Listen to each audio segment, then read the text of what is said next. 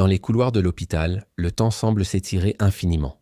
Les pas de Claire résonnent sur le carrelage immaculé alors qu'elle enchaîne les services inlassablement. Ses mains expertes prodiguent les soins nécessaires, tandis que son esprit voyage vers Thomas, quelque part sur le front. Chaque jour qui passe est un mélange d'espoir et d'inquiétude. Claire observe ses collègues infirmières qui, comme elle, se dévouent corps et âme pour soulager la souffrance. Les lits se remplissent, les patients affluent, mais elle garde cette force intérieure qui la pousse à continuer. Dans la pénombre des chambres, elle murmure des mots réconfortants aux blessés. Parfois, elle croit reconnaître dans leurs traits ceux de Thomas. Son cœur se serre, mais elle ne faiblit pas. Elle sait que chaque vie qu'elle aide à sauver est une victoire contre cette guerre qui lui a arraché son amour. Les nuits sont les plus difficiles. Quand le silence envahit les couloirs, Claire s'autorise quelques instants de vulnérabilité. Elle sort la dernière lettre de Thomas, ces mots précieux qu'elle connaît par cœur. Ses doigts caressent le papier froissé, comme pour toucher un peu de lui à travers ses lignes d'encre. L'aube arrive toujours trop vite, ramenant avec elle son lot de défis. Claire reprend son service, le dos droit, le regard déterminé.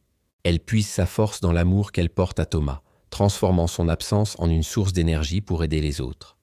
Chaque pansement qu'elle pose, chaque main qu'elle serre, chaque sourire qu'elle offre, est une prière silencieuse pour son retour. Les autres infirmières admirent sa résilience. Elles voient en elle un exemple de courage, ignorant peut-être que derrière cette force se cache un cœur qui bat au rythme de l'espoir. Claire a appris à transformer son attente en action, sa peur en compassion. Les jours se suivent, semblables et différents à la fois. Claire continue d'écrire à Thomas, remplissant des pages de son quotidien, de ses espoirs, de son amour qui grandit malgré la distance. Ses lettres sont son refuge, le lieu où elle peut être entièrement elle-même, où ses craintes et ses rêves se mêlent librement. Dans les moments les plus sombres, elle se rappelle leur dernière étreinte, la promesse de Thomas de revenir. Elle s'accroche à ses souvenirs comme à une bouée de sauvetage.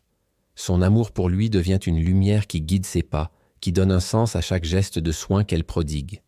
Les saisons changent, mais pas sa détermination. Claire continue d'être cette présence rassurante pour ses patients, cette main tendue vers ceux qui souffrent. Elle sait que quelque part, Thomas fait la même chose à sa manière, soignant et protégeant ceux qui en ont besoin. L'attente est son plus grand défi, mais aussi sa plus grande force.